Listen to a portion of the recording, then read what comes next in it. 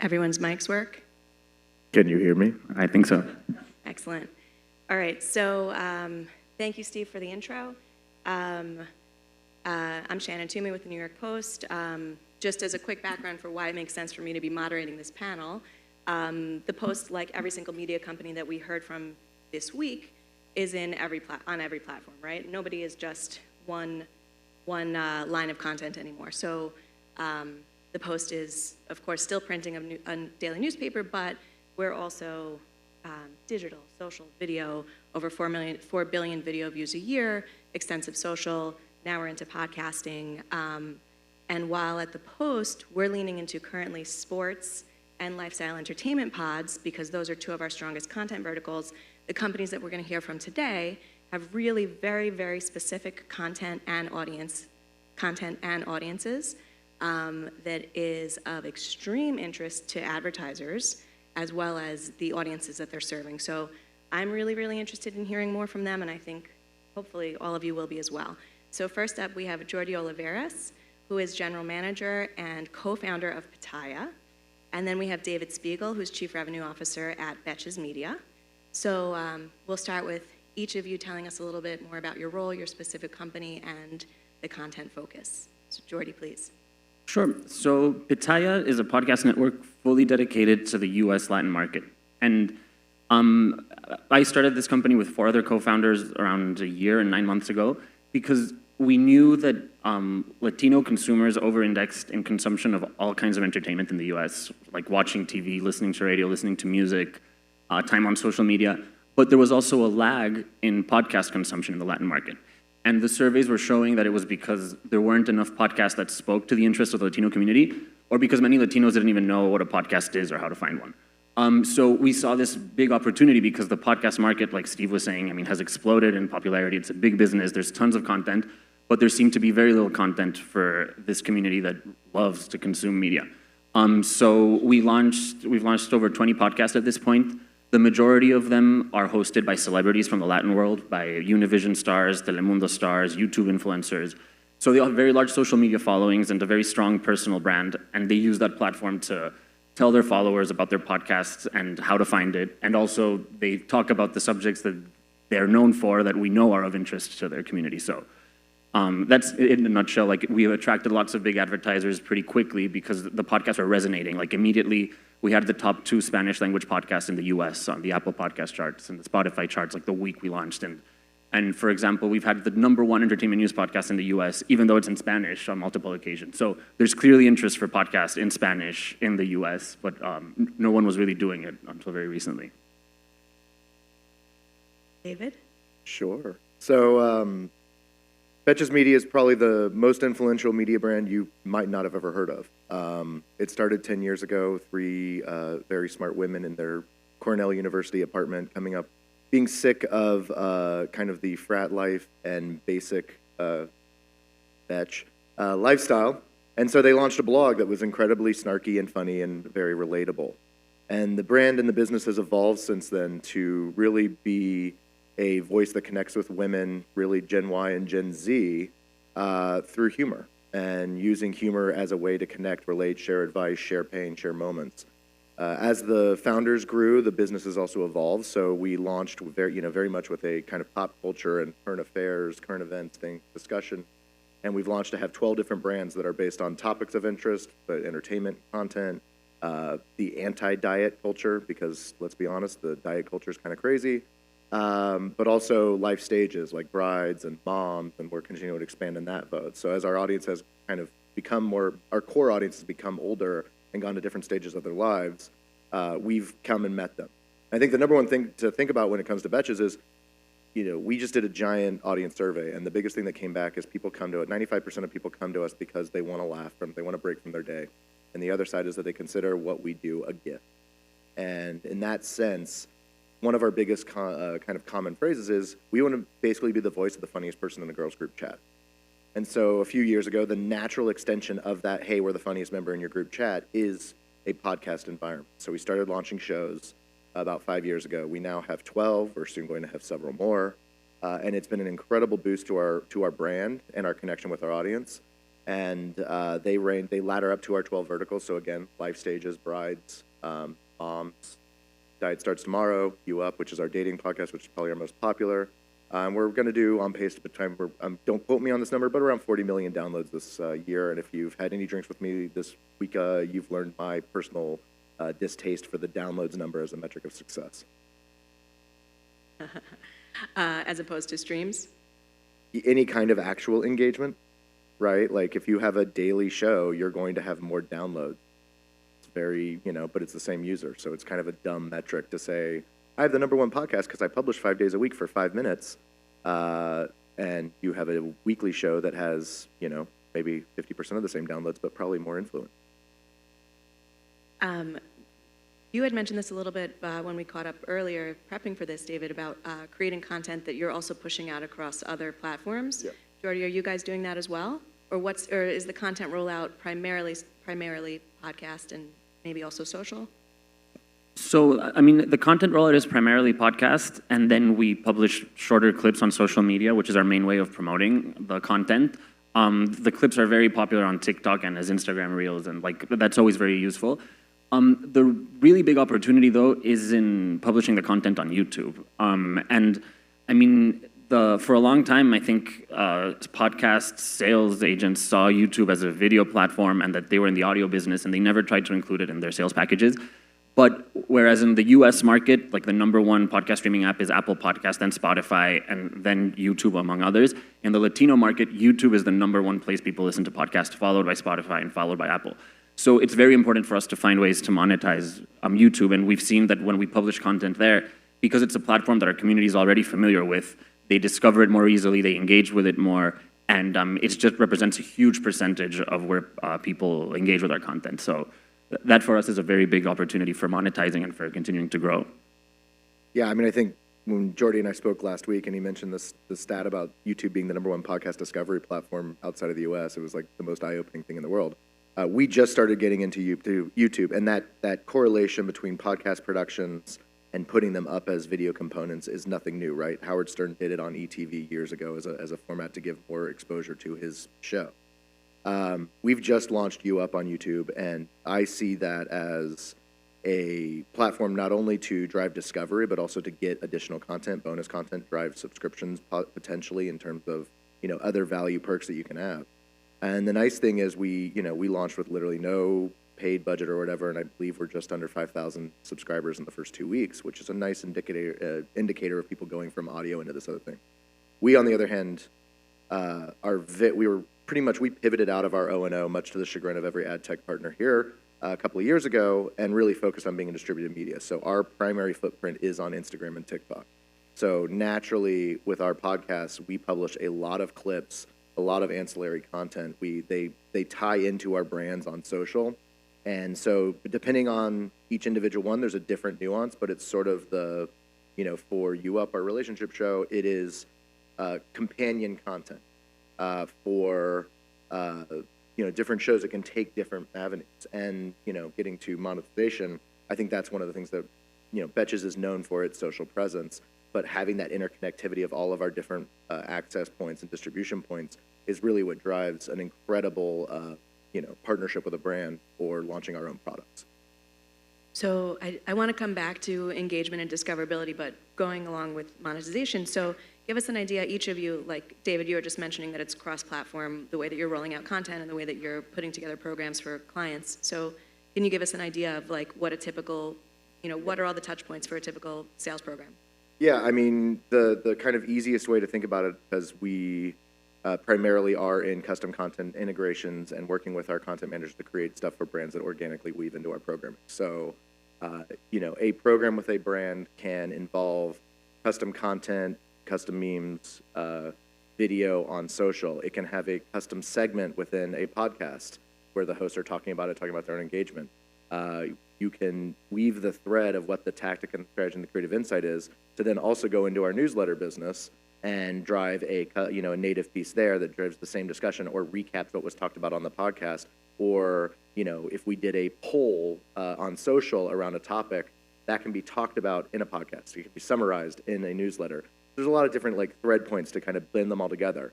And then the penultimate one for us is our events business, where, we are bringing in, 2,000 women, 24 to 38, dressed to the nines in Times Square with an event that's sold out in 12 hours, and being able to create on-site, in-programming extensions that are both video and audio in nature.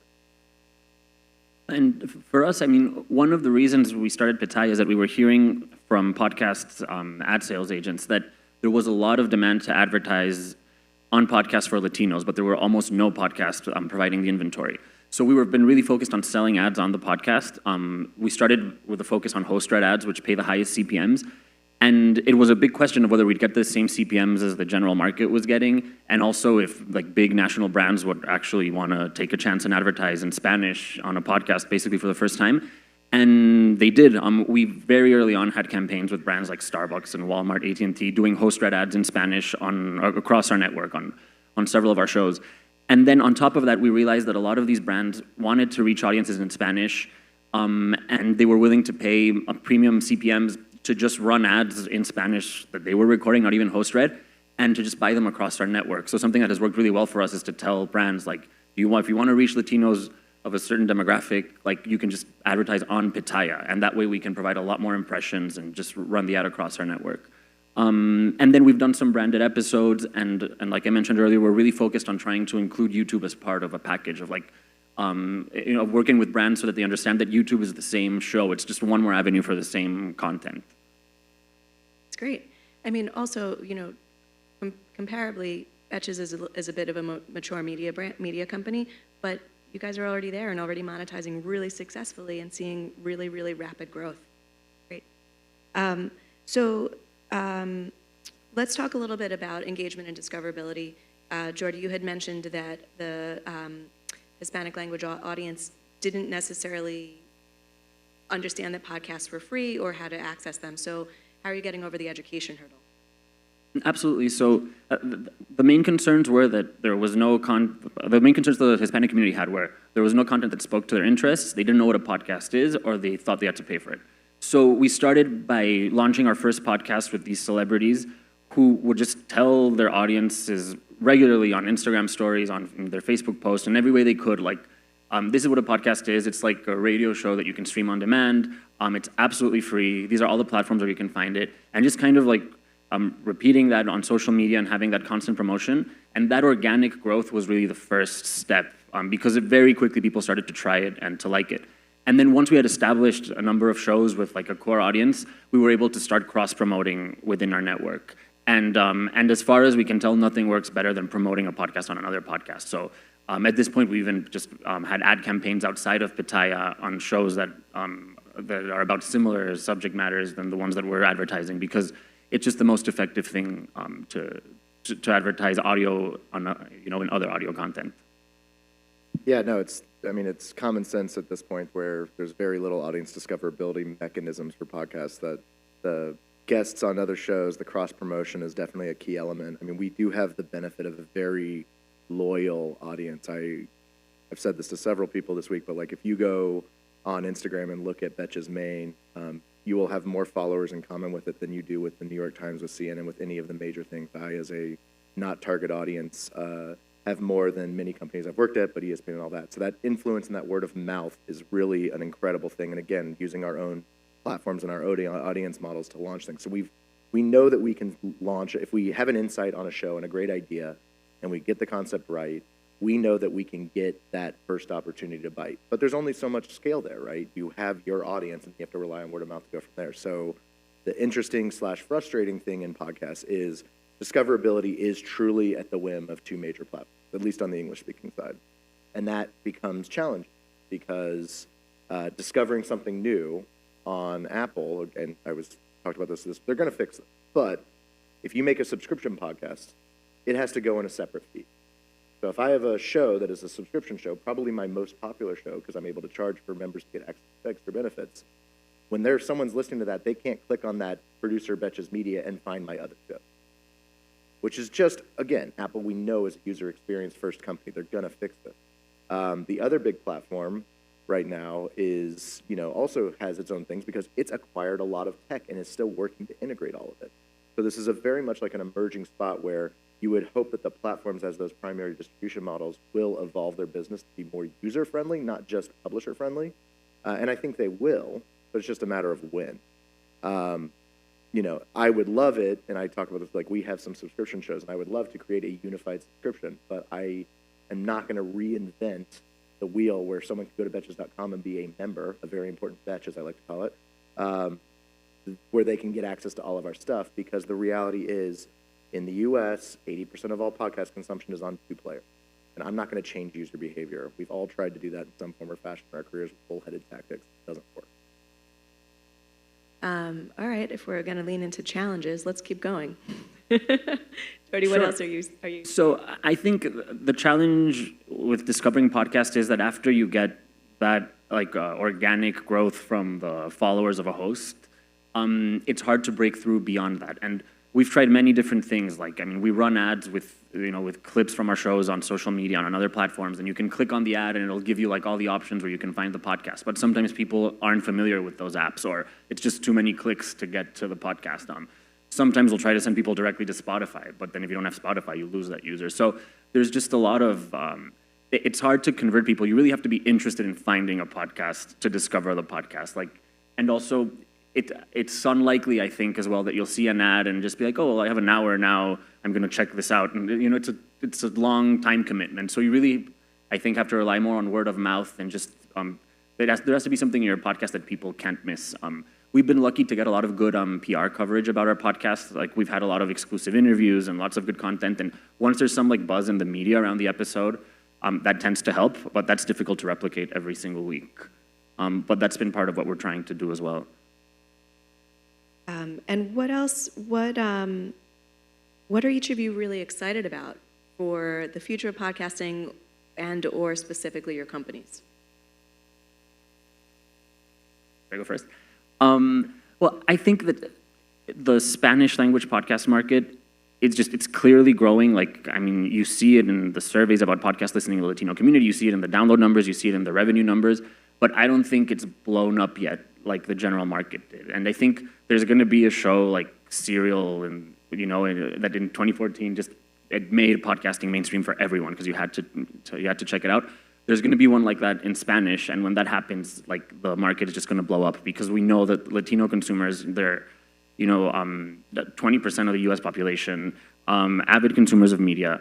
They have a ton of purchasing power. Advertisers love them, and it's just a matter of podcasting becoming mainstream in the Latino community, just like every other form of media is already. And I just think it's going to blow up. And I think, like I've been saying over and over again, once there are more effective ways to monetize on YouTube, like through dynamic ad insertion on YouTube, through selling YouTube with the sales packages for podcasts, that's going to be also transformative in the Latino podcast space. So I thought I'd just take a pause because I forgot to say this ahead of time and say thank you all for coming. Because we were joking last night, we were between 4 and 6 people we thought would be in attendance this morning. So I'm really impressed that we were able to well over-index our estimates. Always bet the under. But in terms of challenges, I think something that's really, inherent in podcasts, and we already talked about it, everyone has a show, right? There were 700,000 original podcasts in 2020. There are somewhere between 2 and 3 million now. That's a lot of talking heads in ether that no one is listening to. That's a challenge, and that becomes really challenging. Now, for us as really geared towards women listeners, I think if you look at the female side of things, most real female-focused podcasts tend to sort of be vanilla or, the kind of fake granola, earthy, spiritual self-help shit. Pardon my language, but it is. And we really take a different approach. And the simple fact is that the female market in audio listenership and podcast listenership is growing 50% faster than men. So it's going to get, I can't remember the exact year, but the next couple of years, it's going to actually be equal. Right now, it's, I think, 65-35 or 70-30. I can't remember the exact numbers. That is a huge opportunity, again, as listenership, just like the Hispanic market continues to adopt this market, it's still a growing space. And that's a real opportunity. For us as a business, we're going to continue to refine and launch new shows based on interest in our audience. We've got a couple of things that we're working on right now that are really exciting for me because they kind of, I think, mainstream a little bit of what we do and make us more accessible, which is great. And then for us, the other side is eventizing our products. So we have done live tours. You Up, our dating show, which I've now said a few times, did 6-city tour in 2022. Every single venue sold out very quickly. It's a comedy show, so it's fun to see. I highly recommend it. We're going to lean into that, and we're going to do more live events as a way to not only market ourselves, connect with our audience, sell tickets and product and merch, but go from there. Subscriptions as a membership model, giving added value to those really core listeners. We launched subscriptions at the beginning of the year. I inherited this, but I will say that we are over double what we expected in terms of revenue at this point. And it's ancillary to advertising, but it's a really nice way, again, to have a direct connection, know that people care. And even in talking to advertisers, which I do all day, the fact that we have a subscriber base, even though they're paying for ad-free, just shows you the relationship. And if you think of just if X% of your audience is subscribing at day one with audience of 100,000, let's say, maybe that percentage stays consistent if you get that show up to 250, 500,000. And that's a real interesting opportunity. So as a whole, I think it's, it's continuing to lean in, and it's creating original program that matches our needs, staying true to our brand, and continuing to scale in a space that, quite frankly, there's a clear opportunity to disrupt for us and for the marketplace. Thank you guys so much. We have time for questions. By the way, I wanted to follow up, David, on your last point about events, because I think this is a really interesting part of the podcast mix, in which they activate live events in a wholly different way. In a weird way, it brings us back to live audience radio.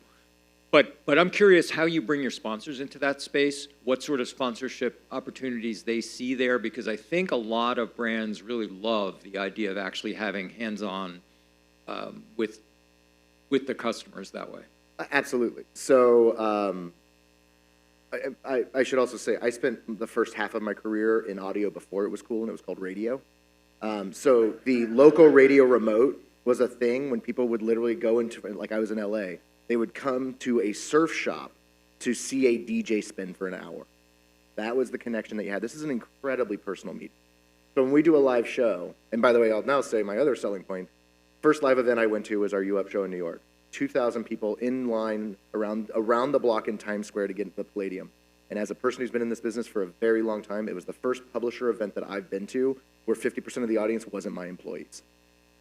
It was incredible. And for an advertiser and my clients that were with me, it was eye-opening to see that connection and that passion and that interest. So when it comes to sponsorship opportunities, the live shows are a little bit different because we've got to obviously be on stage and be a little bit performative. So there are opportunities to do segments and performative moments. The other side is obviously title card and things like that. So this year we actually we launched our own ready-to-drink cocktail. And that was actually so the sponsorship it's in partnership with Gallo. It's called Faux Pas. If this panel wasn't at 8:30 in the morning or 8:45 in the morning, I would have had it here for everyone to enjoy, but I thought that might give you maybe some negative juju about me. And by the way, I came up with the idea last night after Specs had already closed, so I couldn't do it.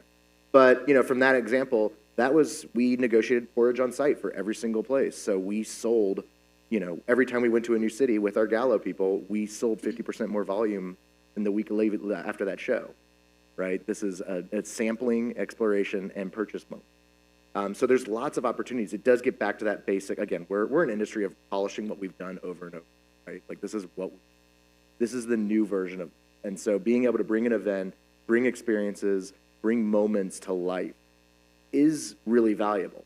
And it's inherently valuable now to have a differentiated, clear, distinct audience. And there's, for us, these are not, in some ways, doing a 50,000 person event is a lot harder than a tour of 2,000 people in your top 20 DMAs. And that presents a real opportunity to get back to just traditional 360 marketing. And I would add, for the New York Post, we've been leaning into live events as well. So what we've been doing is live tapings of our podcasts, specifically the sports ones.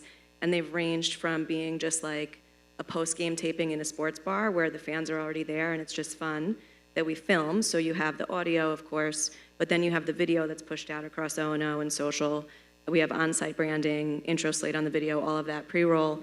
But then we've expanded it. We've done live tapings at the Paley Center, so that's, again, like the larger event experience. And we've also done on-site vehicle activations for some auto sponsors as well. So that's kind of like the range of what we've been doing on the experiential side with podcasts at the Post. Anybody have any questions? Come on. Oh, there we go. How do you organize your advertising sales efforts? I just hire a bunch of sharks and throw some chum in the water and let them go for it.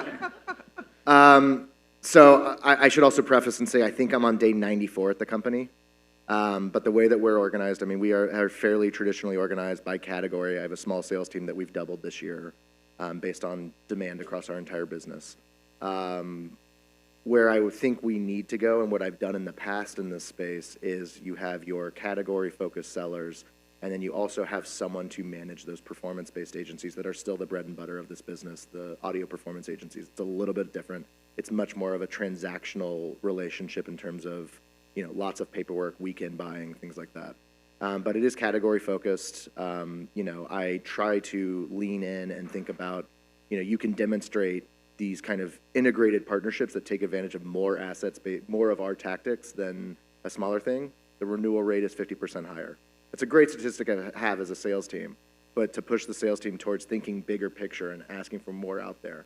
But the other side is you kind of have to start small in some of these spaces. So can I work with an advertiser through a performance agency on the audio side, start to deliver results and bring to them ideas of how we can make them more a part of our environment? For all three of you, how do you think about the scale or the size of your portfolio of podcasts? Several years ago, one of the big questions among almost everybody in the space was, how large a portfolio do you need? Because it was understood that you really needed a lot of cross-promotion to get around the discoverability problem. And I'm curious where we are now in thinking about what the size of the portfolio requires. I mean, I don't know if we have a clear answer to that question. I think the bigger, the better. I mean, we're constantly looking for... Still, that's actually part of my question is it still the case that bigger is better? Yes. I mean, I would think so. Yeah, I think that the answer is it's a network effect, right? Like, the more shows gives you the more opportunity to amplify yourself. And something else we're doing right now is we are looking at bringing in shows into the fold that already exist that we can, you know, help market, produce, distribute, and amplify from there. So expanding that network.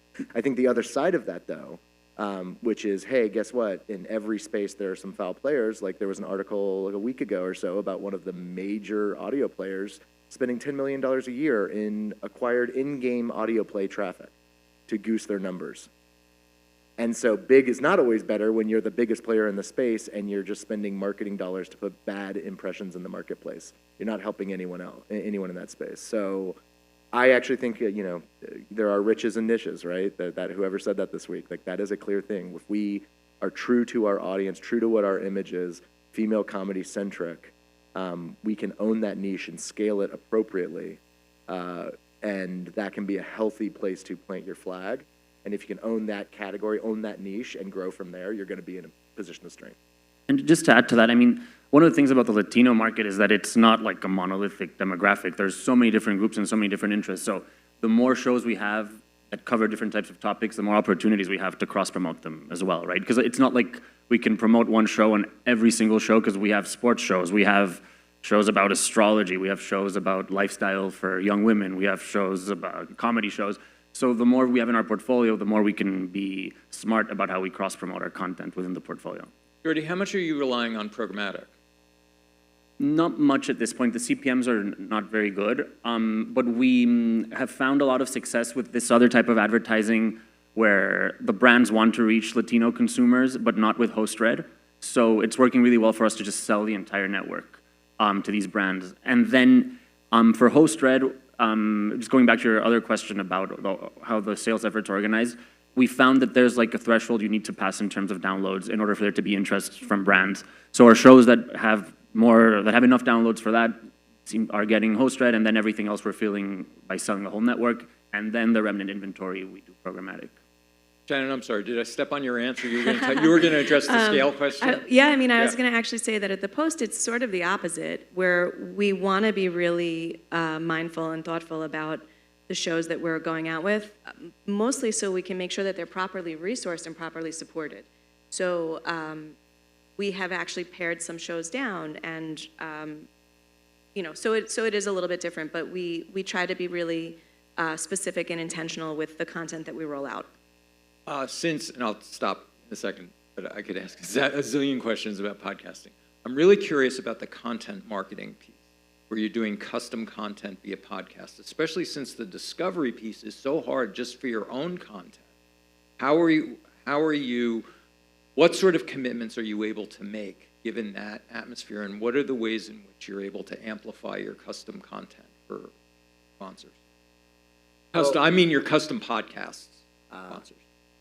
Well, custom podcasts. So we recently did one with Essie, which, if you don't know, is a phenomenal nail care brand, nail polish.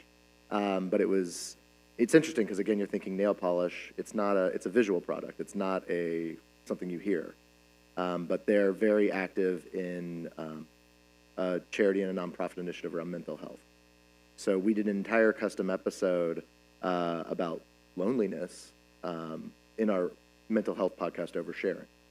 And so the way that we do that is, it is a concept that, the person who runs that show came up with. We run it for 100% a share of voice on them, and it's running as an organic show. It's a bonus episode. Generally speaking, if it's a bonus episode, it might have a little less plays than an existing show because it's out of regular schedule. But all in, it's almost 100%. So that's general forecast and planning, just like we would a traditional spot. How many impressions. Fully integrated, so you're not trying to invent a brand. No, for and them. Having done that in the past of launching a show and things like that, I feel like that that was a little bit of a buzzword checkbox. I think that's incredibly hard. Yeah, I would think. So I think that, and then the other side of it for us is again these other assets that we can bring to the table. And again, one of the more interesting things about Betches in the world of media is we're almost 100% organic. So pretty much everything we do is based on what we actually see day to day. And so when we put plans together, we're basing it on what we know. If we post a video on Betches Maine or on one of the other Instagram handles and we tag it paid, we know exactly what that organic reach is. And that's what we're planning on. So we basically we do media planning on it. Jordy, Shannon, how are you guys doing? So we recently did a branded episode with Tecate, with the beer brand, and it went really well, and the key was to make it as organic as possible. They wanted to advertise on one of our shows that's really big in Mexico for a campaign in Mexico. So we worked with the brand to choose a subject that would work as a normal episode of this podcast. It's called De Todo en Mucho. It's one of the biggest podcasts in Latin America. And it had to do something about drinking when you're young and how it can be irresponsible. I don't remember all the details, but it was well done. It was prudent, and they talked about the brand very organically, and it performed as well as any regular episode. But it was fully presented by them, and they were thrilled about it. Yeah, and on our side, the custom podcast pieces that we've done have been part of ongoing series as well. Like, we're not trying to make anything its own that needs to have brand new audience development. So we did a really interesting partnership with Stars for their show Black Mafia Family with our Jalen Rose Renaissance Man podcast. And it was custom video, so we took Jalen to Detroit to actually do a nostalgic tour. And then 50 Cent was the producer of the show, and so he was on the podcast episode with Jalen. And the synergy there is that Jalen grew up in Detroit, and he actually went to high school with some of the guys that the show was inspired by. So it was a really, really authentic, organic content strategy. What does success look like for your advertisers when measurement is limited? What do you? Well, I think advertisers often buy just like impressions, and we can easily tell them whether the impressions were achieved. And then direct response campaigns are very popular in podcasting, and that's also how they measure it.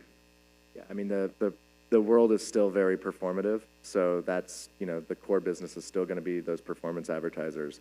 When it comes to brand marketers, there are technologies coming out for tracking and things like that, but again, getting back to this integrated campaign, we can't measure through Nielsen or Millward Brown anything what we do unless we do some simulated panel, which, by the way, none of my actual audience would ever agree to be in a simulated panel. They're too smart for that.